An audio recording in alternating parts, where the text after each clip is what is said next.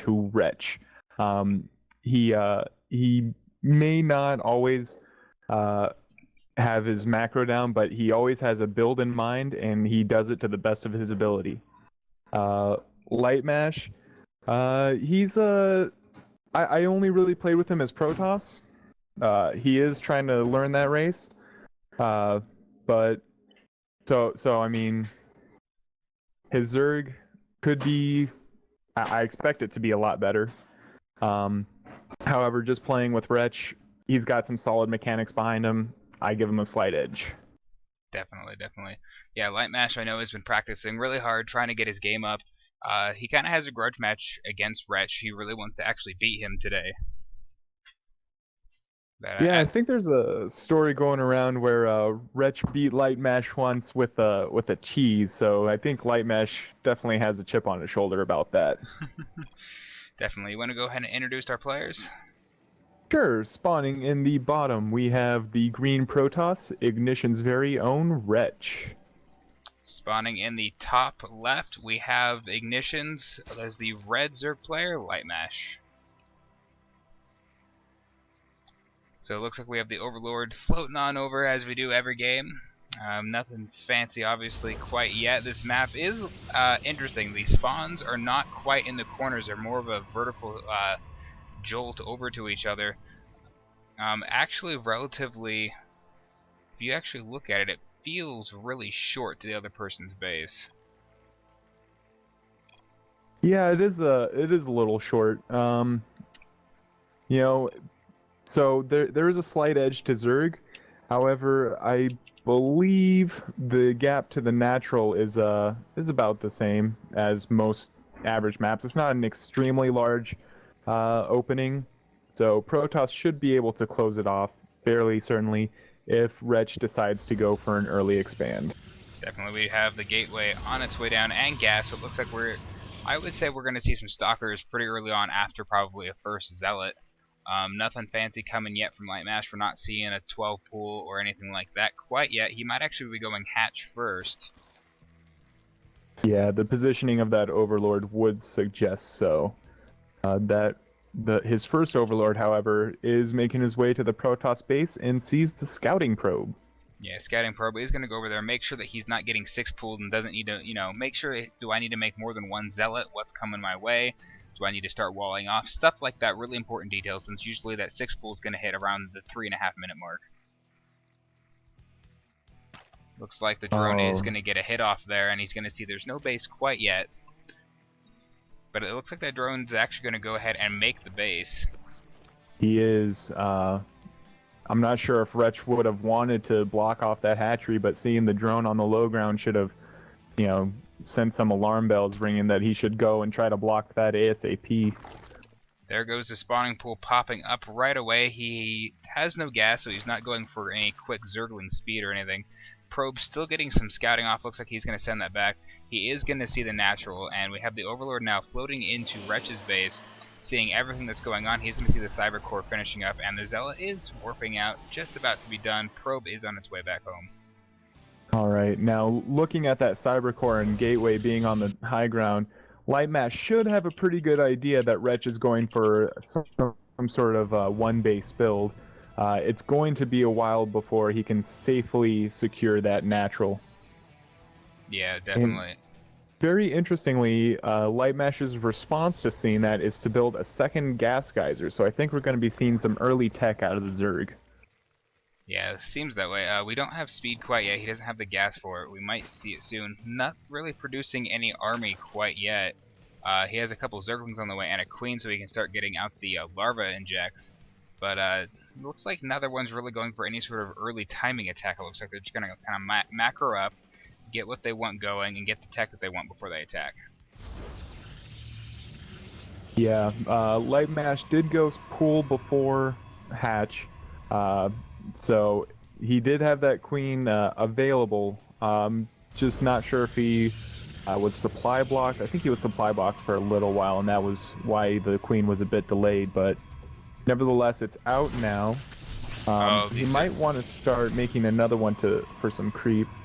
These Zerglings thinks it's going to get in, but it gets blocked by the probe, and the Zealot comes up behind it, finishes off Zealot actually taking no true damage. It was exactly 50 damage of his shields. That's great control by Wretch. We do have a pylon on the top left, right below the natural for some warp-ins. I don't know, he doesn't have warp gate technology on the way yet, but he has 2 more gateways on the, it's actually finished, so he is going to have, it looks like he's going to do some warp-ins with that pylon really soon with either, probably a Zealot run-by. That would be pretty effective right now against Litemash. Litemash, he has that Roach Warren, but he hasn't made any Roaches yet. Right now, his only defense is the Queen and 2 Zerglings. Yeah, and he does have Zergling speed on the way, which isn't going to do much until he actually has, Zerglings on the field. He's getting 2 more gas, so he's going to hopefully mine off of 4 gases. Definitely going tech heavy.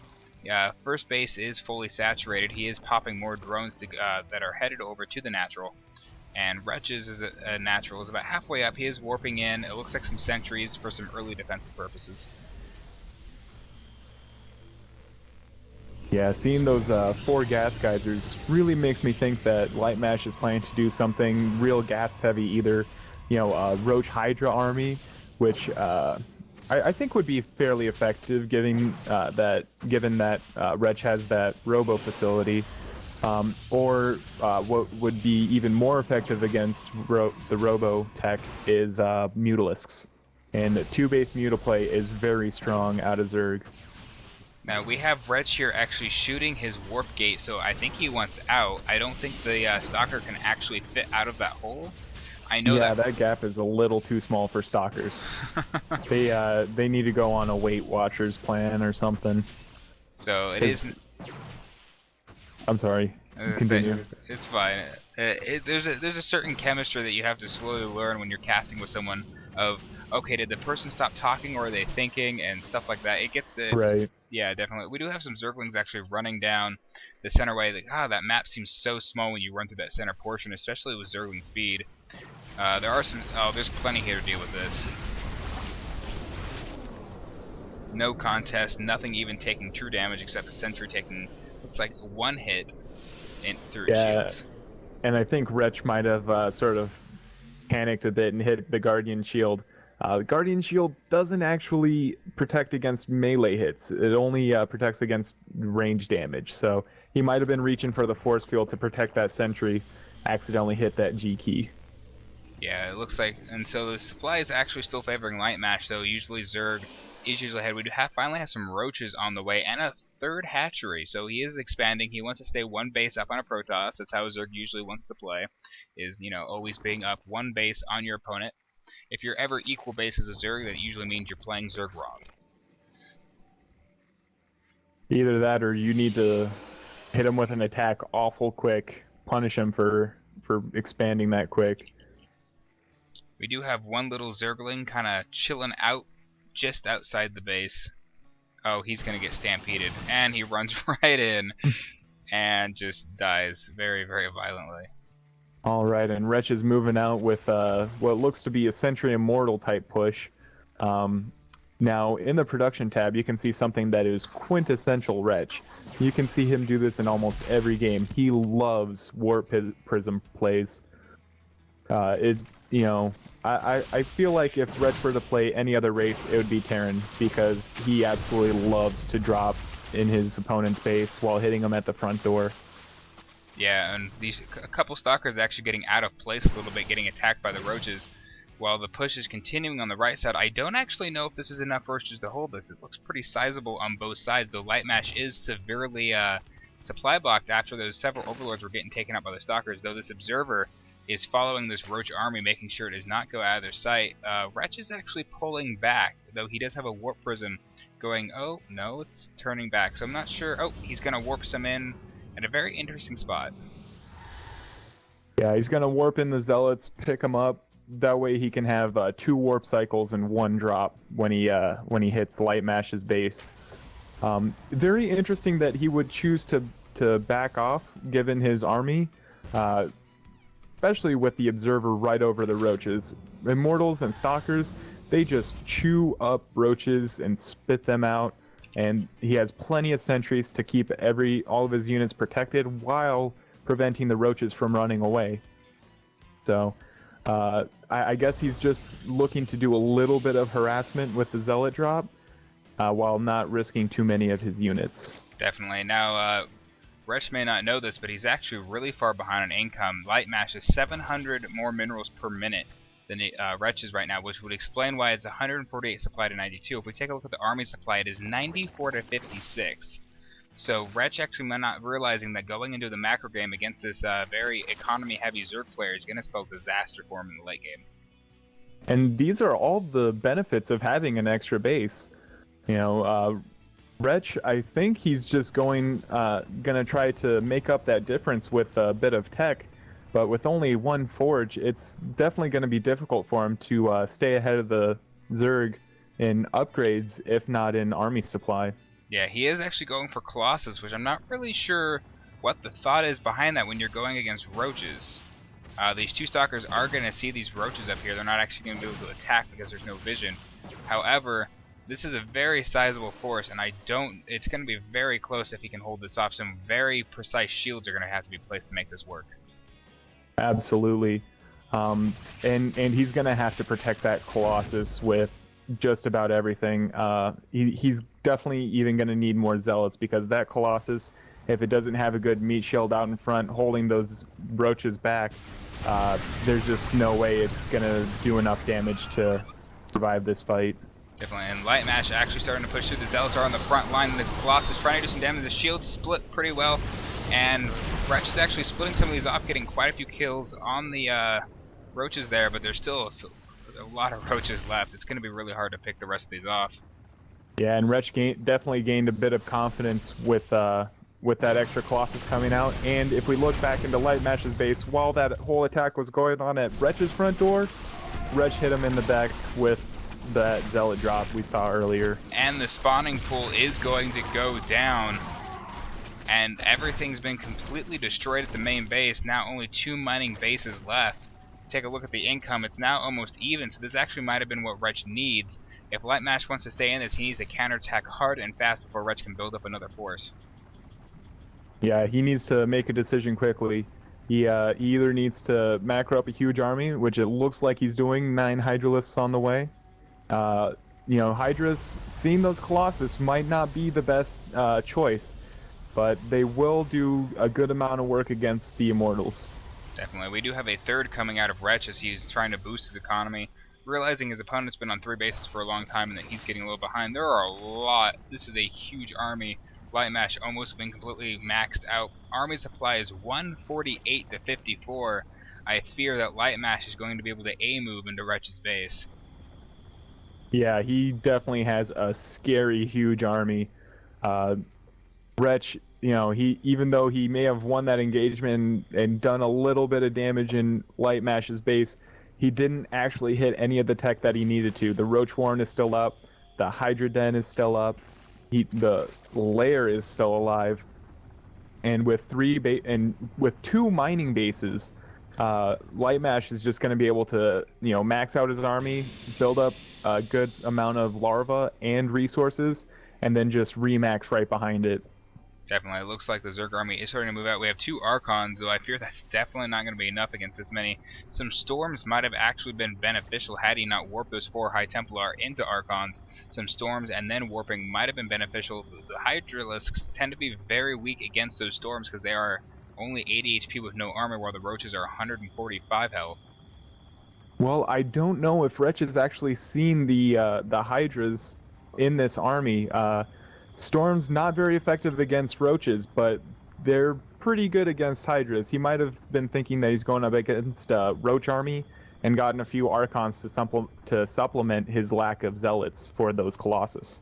The vision down this hill from this pylon is just literally an inch shy of the Hydralisks and the Roaches standing at the bottom of this hill. I don't think he realizes the threat at his doorstep. Wretch is dropping in Litmash's base. He's taking out the infestation pit while Litemash decides to go in after Wretch's army. Some decent splits with these shields, though still the Roaches are getting right in. They're going to start targeting down the Colossus. The Colossus 1 is going to go down. Colossus 2 is getting targeted down by these Roaches. The Hydralisks come up. And the army from Litemash. Like there was just a tiny hole in that force field wall, and Litemash was able to sneak in enough roaches and hydras to just push them all the way back to those colossus. You know, Wretch just didn't have the front line that he needed to hold back the roaches and hydras. Litemash was just relentless taking out those colossus. Yeah, and he might have just won himself the game here. Yeah, the Zealots are still doing some damage, but they're getting cleaned up slowly but surely. Litemash is actually pushing up that ramp, and it looks like Wretch is going to be GG soon with only 20 supply left at his disposal here. Oh, the probe massacre as Wretch tried to get all of his workers out of there. So it looks like Litemash taking game 1 on Heavy Rain. Definitely didn't expect that. Some interesting stuff there. Litemash maxing very quickly with a very macro-heavy build. Yeah, he definitely secured himself a nice advantage in the opening stages of the game by getting second base very quickly and using it to reach his tech first. Yeah, Wretch trying to stay in the game as long as he can. No workers actually at this base. He does have 3 Archons. It looks like he chronoed all these warp gates. I'm not quite sure why. This warp prism is in the top left. It looks like they can't do anything. Wretch doesn't have any minerals. I'm not sure what's going on. Wretch has started making a base in the bottom left. Not quite sure how long that's going to stay hidden from Litemash, or if it's even going to be enough to get Wretch back into this game. He's put all of his resources into that and these 3 Archons. He really needs to keep those alive. No, and they're going to go head first into this army. They're taking out some Hydralisks, but it's not going to be enough against that many roaches. GG from Wretch, realizing he's not going to be able to defeat that. Game 1 to Litemash. Wow, and that was absolutely incredible. Wretch, he did some great things with that Zealot harass in the main, but in the end, it was just Litemash's macro that won him the game.